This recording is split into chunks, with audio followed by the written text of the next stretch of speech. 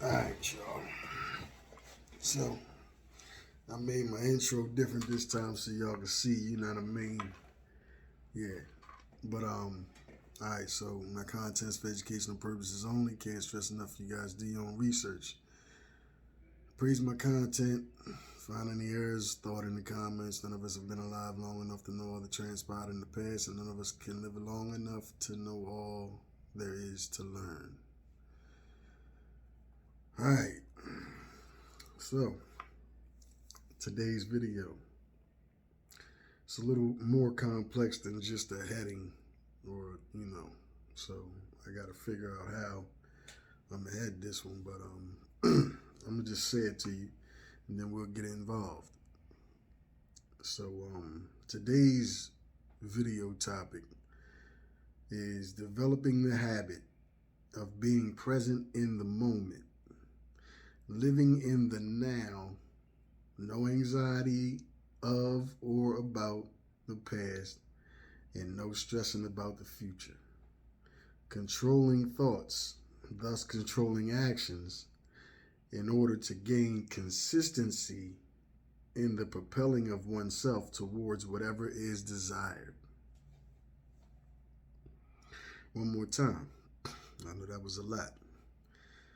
Developing the habit of being present in the moment, living in the now, no anxiety of and or about the past, and no stressing about the future.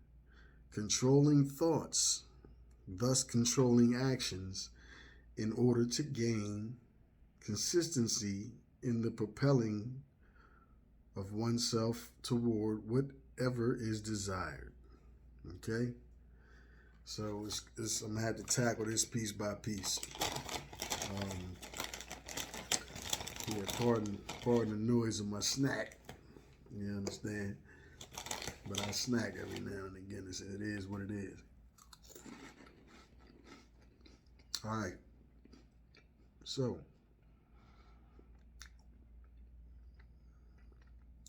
developing the habit of being present in the moment. Okay. Wasn't that easy, man. And it's a process. A lot of us, in the plural sense, in the collective sense, haven't lived that way since they were a child. And, the way society is wound up, they say, well, you grown now, you got to do this, that, and the third. Although there is truth to that, but,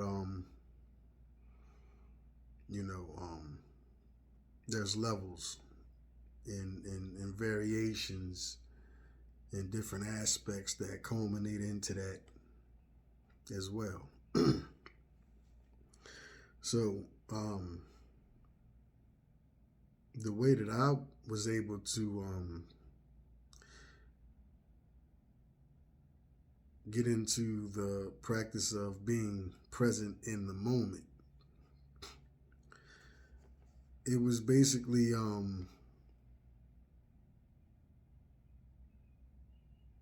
just the realization, man, that a lot of the shit that we worry about ain't even worth the stress that it brings about.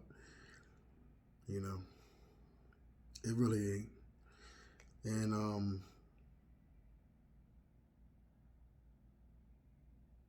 time,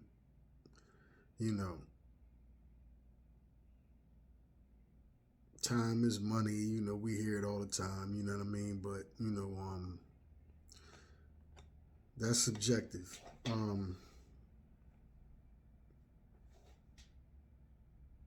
Actually, that moniker 9 times out of 10 was developed by somebody that was of a capitalistic mindset. You know what I mean? And I really don't support the capitalist. Because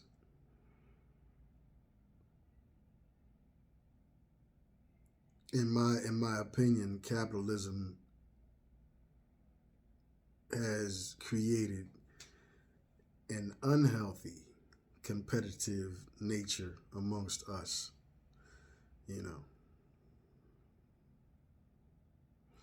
But anyway, in order to develop the habit of being present in the moment, man, you have to be able to mentally, you know,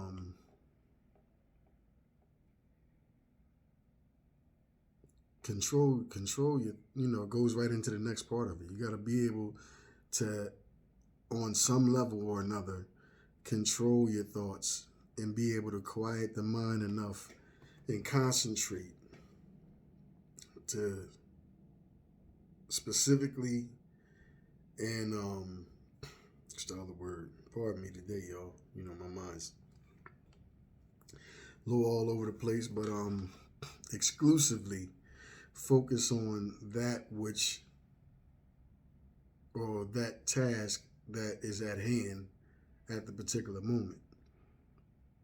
It's almost like, for those of us that ride motorcycles, that's a good analogy. When you're on that bike, a lot of other shit that's going on in your life is pushed all the way to the side. You know what I mean? And all you focused on is them two wheels and what you doing on those two wheels. That's a perfect example. And that could go for a lot of other different things. A lot of us have, little pet peeves that we indulge in, whether it be fishing, working out, whatever it is that you do semi-regularly or quite often. But when you're doing whatever that activity is, everything else in your life is like completely absent in your mind during that time that you indulging in said activity. That's what you got to do.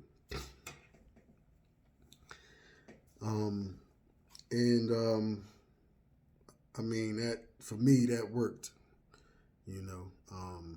because a lot of times, man, especially people that aren't, that haven't, been introduced to meditation, and there's multiple ways you can meditate. It ain't just sitting down in the position and the om and all that stuff. It's multiple different ways you can meditate. Nobody can dictate what way work best for you but you. So other than you learning the fundamentals of what it is on a mental plane, on that perspective of it. All right. Living in the now, no anxiety of and or about the past, and no stressing about the future. And I've said this plenty of times before, man. Like, the past is already gone. It's done and over with. You got to die and come back to life again, to be able to do shit over. Let it go. Let it go, man. If other jokers wanna let your past live rent free in their mind, then so be it. That's the same thing. That one of the first things I learned about, on my spiritual journey is what others have to say about me is none of my business. Especially if they ain't got enough heart to come to me and say it, which is a lot of people. And I can only say that because of facts that have been brought to the forefront. But it ain't about me, so let me get off that.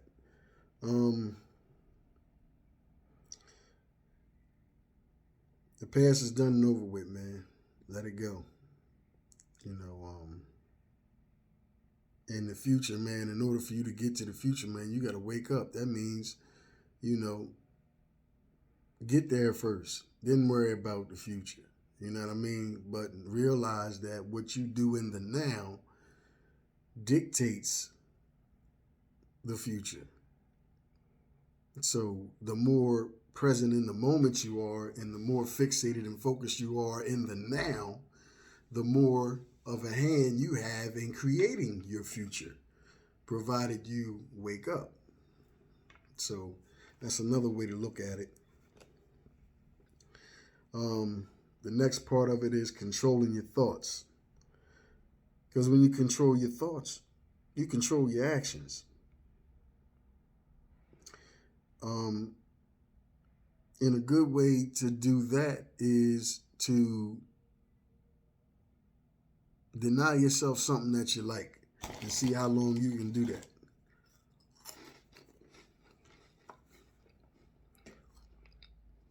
Anybody that's ever quit smoking cold turkey, you know exactly what I mean. When you've done it, you know that you can do it whenever you really put your mind to doing it, because all you're doing is controlling yourself. It's based in and around discipline.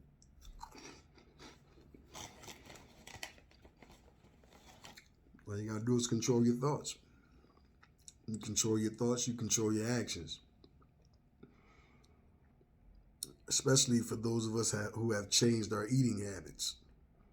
When you've been able to successfully control what you put in your mouth, enough to initiate a physical change in your biology, you got it. You embody what it takes to control your thoughts and therefore create your reality. The reason why it's important to control your thoughts and actions is because it will give you superiority over the creation of your future. Why would you ever want to do that? Because we all desire things. We all have desirous emotions, you know. And one of the things I always felt like was, you know, if it's something that I desire, I'm going to continue to desire that until I actually get it. Even though that you know, to put it in a different way is I'll say this. It's relative to the statement that I've made multiple times on the channel where I used, where I would say, I don't want to be at the end of my lifespan looking back and regretting things that I was too much of a punk motherfucker to do, or to strive towards, or to even try, even to get my feet wet, put my hat in the ballot. You know what I mean? I'm not gonna be that. I'm not gonna be him. So the things that you desire, man. Who are you to tell yourself that you'll never be able to attain it or procure it? That equates to that to me. That equates to cowardice. Now, it's one thing, whereas, I mean, it's multiple variations, that could actually, create a differentiation in it being cowardice or somebody feeling like something ain't worth the squeeze, like a lemon ain't worth the squeeze, you know what I mean? The juice that I'm going to get from that squeeze ain't going to be worth the squeeze. So why even put yourself through it? Especially if you got other things that you could be doing to achieve the same goal, But, again,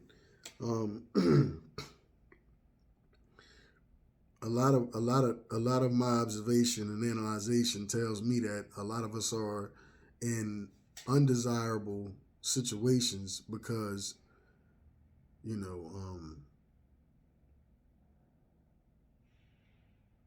wow, this is going to be deep. Let me break this down. One, we fail to take reality as reality. Two, we lack the prerequisite amount of awareness to realize that maybe what you're striving so hard for and continue to hit roadblock after roadblock might not be meant for you, might not even be within the realm of your calling.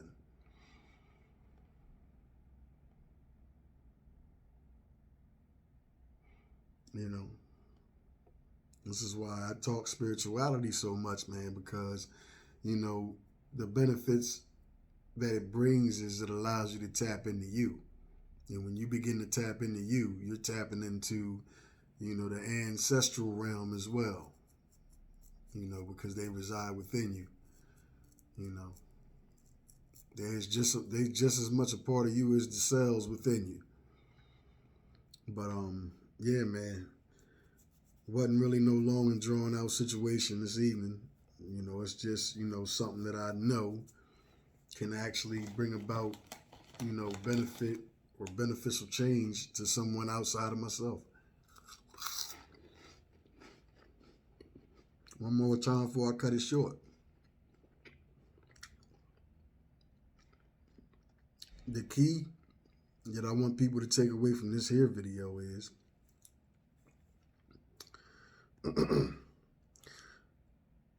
how about we normalize developing the habit of being present in the moment, living in the now, without anxiety of and or about the past, and without stressing about the future, controlling our thoughts, thus controlling our actions, in order to gain consistency in the propelling of oneself toward whatever is desired, as opposed to depending on somebody outside of your motherfucking self. Because see, the twist of that is, I know in my experience, a lot of motherfuckers don't want to see you with nothing. They feel threatened because of the differences in how you do what you do. A whole bunch of sucker shit, for a bunch of so-called thorough motherfuckers. You understand? But, yeah, I said it. And anybody that don't like it, when you see me, you know what it is. I'm just going to keep it funky because that's what you did. So anyway,